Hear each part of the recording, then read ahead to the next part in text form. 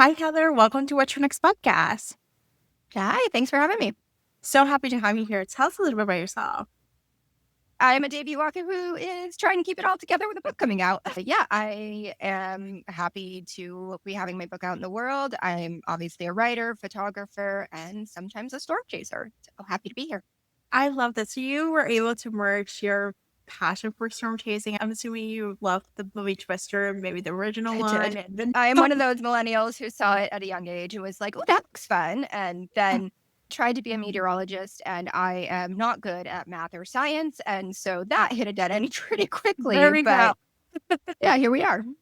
Here we are. So talk to us about storm chasing. What does it look like for you? Do you follow specific tornadoes, like major storms, or do you go hurricanes? I grew up in the Caribbean, so I learned hurricanes very early on and understood what it looked like and the impact and living through it. And I had to educate so many people about it because I lived in for the past 25 years in the US and mainland, but I lived in New York City. So when my friends were experiencing Mm. Superstorm Sandy, they had no idea what to expect. And I was like, oh, this is what you need to do. But talk to us about the stars that you follow that you actually are passionate about. So I just have always liked weather in general, I guess. My mom got me a field guide of clouds, like an actual scientific Yeah. field guide, not a children's book when I was 7 or 8. And Gosh. yeah, I ended up reading that and was very annoying about look at that type of cloud as a child. But the storms that I like to photograph now are mostly the ones out in the plains. Once I've gone out for monsoon season in Arizona, and that was really cool too with all the lightning. But I've spent the last 7 years really learning as much of the meteorology as possible to be able to chase the storms on the plains. And everybody's got slightly different goals that's out there. For me, it's a photography perspective. And Yeah. so I chase in the sense of what's going to get me the best photo, not necessarily what's going to get me the closest to a tornado, because Yeah. that doesn't necessarily make a good photo. And people who do video, though, they have different goals. And so they tend to get closer. But my thing is, how can I chase storms so I can see them for myself, but also what's going to make a good photograph of documenting it? So Yeah. And so you're also a romance reader. Let's talk about your romance journey because then we'll marry to the book. Talk to us about your journey to romance. When did you start reading romance? Were you like too early that you were not supposed to, or it came later in life, maybe in the pandemic or before the pandemic? Because we had a couple booms with romance. And what kind of romance do you tend to read? so I did read Anne Rice, which I don't know if we count her as romances. Yeah. I read Interview with the Vampire probably around 7 or 8 years old, Yeah. probably a little too young. But I admittedly had romance novels are not good writing that got drilled into my head by others growing up. And so it wasn't until my early 20s that I actually picked one up and was like, oh no, this is a lot of fun. What's wrong Yeah. with me? And I think, like a lot of us in our 20s, unpacking the internalized misogyny that leads to certain opinions about things, including romance novels. And I'd started reading historicals. I always loved Pride and Prejudice. Not super original there, but there it is. And so I had started reading some of I think they're basically fanfic, but like the republished because it's in public domain Yeah. versions of different Pride and Prejudice stories. And then from there, got into historical, read historical for a long time, dipped my toes into contemporary, which is mostly what I read these days. But I kind of go through phases as a mood reader. So I'll read a ton of fantasy romance and then I'll kind of switch into contemporary and then I'll burn out on that and then I'll go to something else. And so, yeah, right now it's the contemporary era, but that's kind of my journey in. Yeah, I love this journey. And so talk to us about how you married storm chasing into romance because although we have seen it with Twister.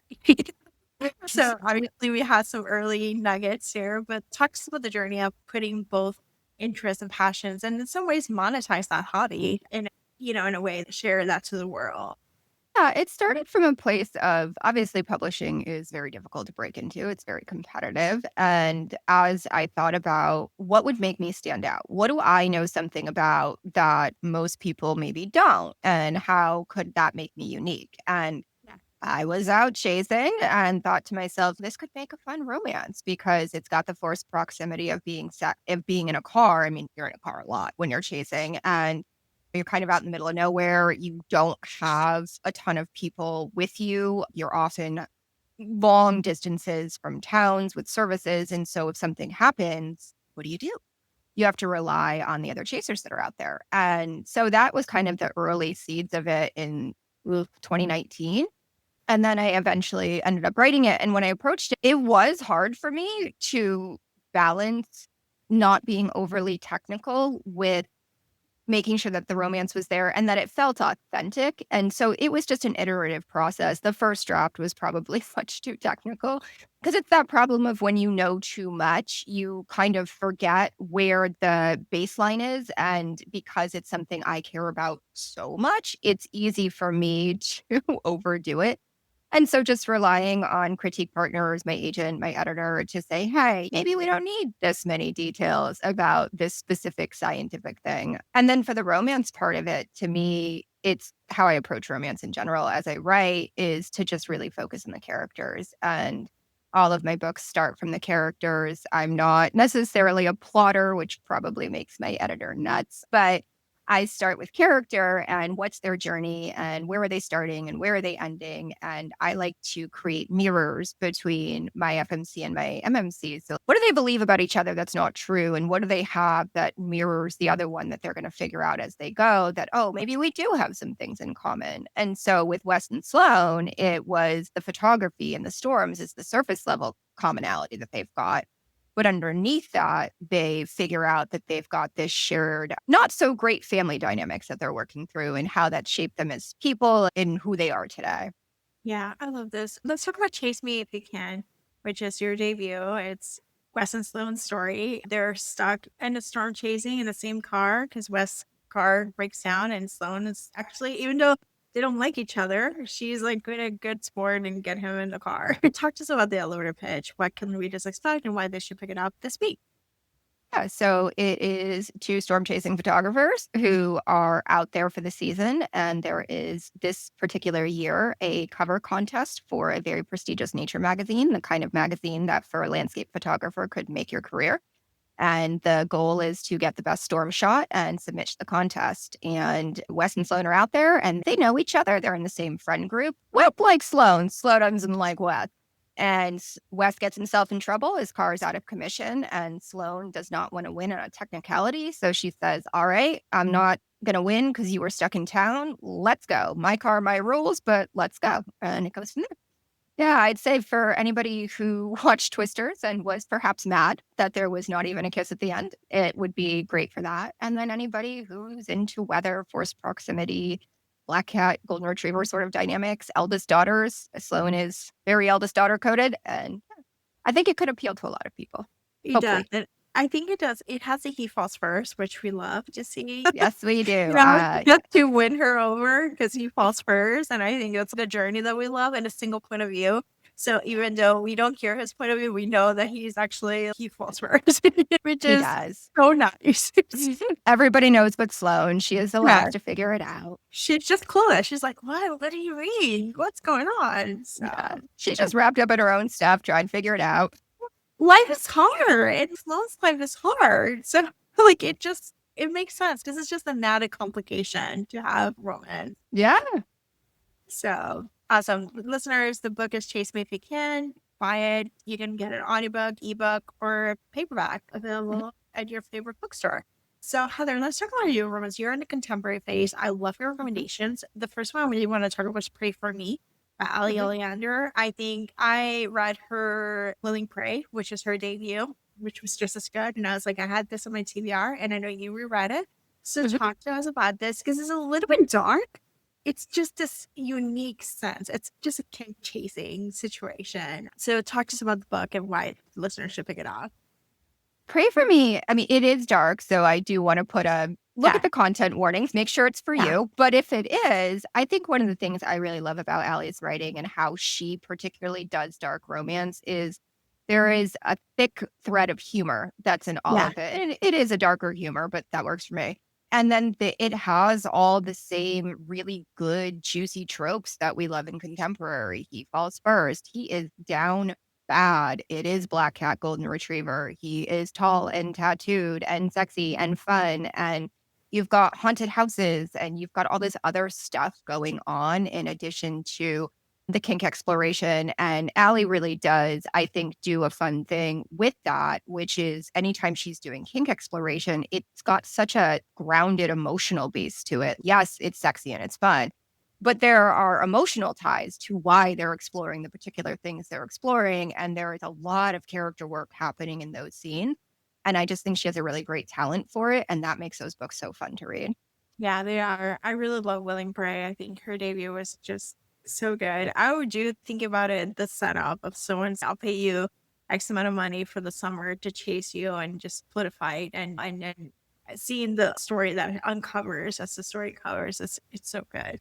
Yep. So yeah. So let's talk about Yes Chat by Grace Reilly. I think this is about restaurants, obviously. Yes Chat, but think about the bear. You think Yes. about like basically I really love Grace, her football-ish, like, earlier series that she broke out with and how to break out, but I'm actually curious because I do have this book on my TBR. Why should listeners just pick it up? I think Yes Chef is a really good Grumpy Sunshine for the trope fans. And then the other thing that I really loved about it as someone with ADHD is that she did ADHD rep and she did two different versions of it because it does Yeah. show up differently for different people.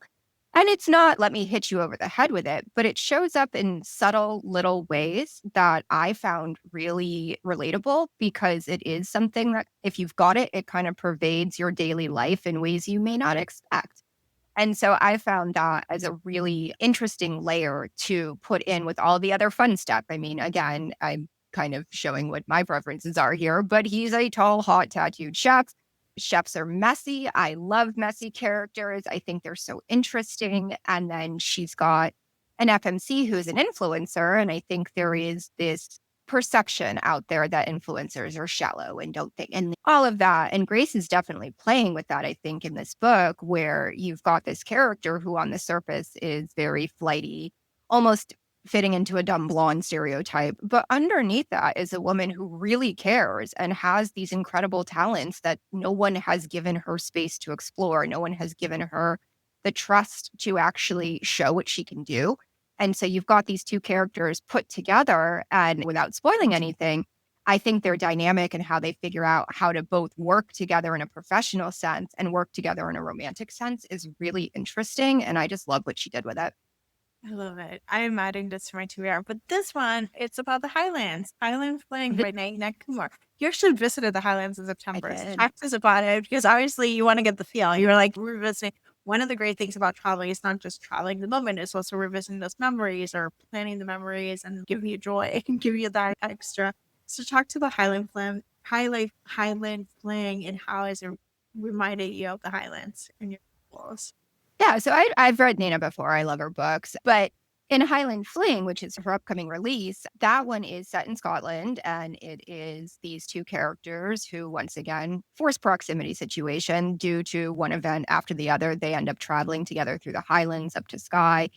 And she did just a beautiful job incorporating all the little details of the places and the feeling and the landscapes. And I had been there in September on a photography trip with my brother. And so I was kind of craving that sense of the grand landscapes and the green. And there is just this unique feeling to Scotland that can be hard to explain unless you've been there. The land is old and it's old in a way that you can almost feel, which sounds very woo woo. But I Yeah. think if you've been there, you would Yeah. know what I mean. And I think she did a really good job kind of capturing that spirit, but also capturing the kind of playful, joyous vibe that a lot of folks in Scotland have. I mean, we're seeing right now with the World Cup and all the Tartan Army running amok in Boston in the most chaotic and charming way. And I felt like her book really captured that spirit, but then it also has the layers of, and this is again revealing what I'm into, but it has the layers of a dysfunctional family and trying to cope with that and how maybe that has left some marks on people that they don't necessarily see until they make a mess of their relationships. And then how do you fix that? How do you move past that? And they're funny. I mean, Nina's so funny. There's laugh out loud moments. And so the combination of all of those things just so works for me. Yes, I agree. I need more dysfunctional families. Oh, Yeah. sometimes that having a dysfunctional family, having a family that you may be estranged from a parent because they didn't do anything, they didn't serve your needs and everything. I feel like it's just as valid as someone who may have lost parent. There's different levels of dynamic, but I think it's an interesting. If you grew up with trauma, I actually have PTSD, and one of the things is like it shows up so differently. And what your things you learn in your childhood as an eldest daughter, it can look like very different in your adult life. And Mhm. may not have regulated nervous system. You may be a high producer. You may be like picking things quickly and people pleasing. And a lot of it comes on to it can make a very rich romance because you get to play with the character arc. You get to play the journey. You get to play with someone who doesn't think they're worthy of love. And God bless, that's like fertile ground for Yep. I mean, rom. I am an eldest daughter with a father that I don't speak to. Yep. Same. The dysfunctional family books are definitely relatable for me. Yeah. And yeah, we can leave it at that. But I love what Naina did. And I found the relationship, and I'm so bad with names, so I'm blanking on her female main character's name. But the relationship with her father is just, to me, was so relatable because it is an estranged father that she has not seen in many years, who was not there for her as a child. And there's no arguing that he objectively was not there. And what do you do when you're an adult and now you're suddenly faced with this man who you expected and deserved better of, and he didn't deliver? And now you're an adult. And what do you do? Yeah. It's a really great place to write romances. So thank you for these recommendations of adding to the personal. Another messy MC, which I'm actually excited for this one. Now that we don't talk, by Rachel Yeah. Pologe. I think this is like, I'm like, yes, this is, I know it has grief. I know we love grief, Mhm. but it has a messy MC, a female main character. And I think sometimes we need that messiness, like not all put together.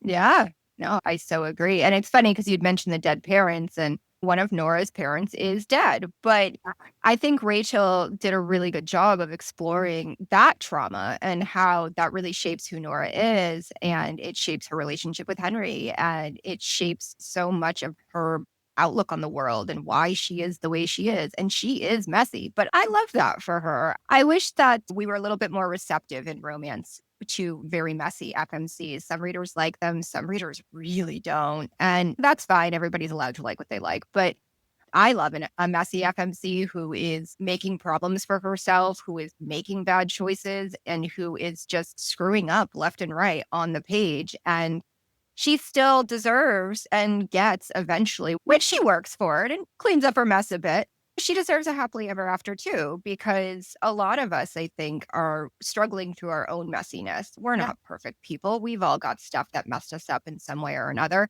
least most of us do. And if you haven't gotten to work through it yet, that makes you a person that can be difficult to be around, but that doesn't mean you don't deserve to figure your way through, to have somebody who says, "Hey, I'm here for you.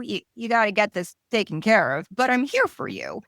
And one of the things I also really like about Rachel's book is that when Nora does really screw up, she doesn't get immediately forgiven. I mean, it's a romance, so I don't think Yeah. it's a spoiler to say they end up together and everything gets resolved, but she has to work for it. And I really appreciate that, because at the same time, you're allowed to be messy, but you also got to own your mistakes. And I think Rachel does a really good job of balancing those two things while also giving swoony, tropey romance moments and laugh out loud funny moments. I know she comes from a background of writing comedy for TV, and you can absolutely see it in the book. There are such funny one-liners, and it's so quippy, and it's just a really good time. I love these recommendations. Like you got a little bit of rom-coms, you also got a little bit of dark romance, and you have a fun Scottish, perfect for the Tartan army that we're Yeah. experiencing. That's a book for the moment for sure. And yeah, these are all upcoming books. So there's that. But add them to the TBR, pre-order them. I'm going to have to put out the plug that pre-orders are just so important for authors these days, but they're all lovely. And I think they would all fit a different mood depending what you're looking for. Yes. Heather, tell us where we can find you online. I am mostly on Instagram and Threads, Heather Francis Author. I have a website as well, heatherfrancis.com. The website's probably the easiest way if you're looking for event tickets or links to anything. They're all listed out. But yeah, that's mostly where I exist. And otherwise, I am just day jobbing and doing all my other things running around that the rest of us have to do to be adults. I love this. Thank you, Heather, for being on the show. Thank you so much for having me. Thanks for listening to the What to Read Next. For more book lists, cozy reads, and library tips, visit the whattoreadnextblog.com. Your next great read might be waiting there.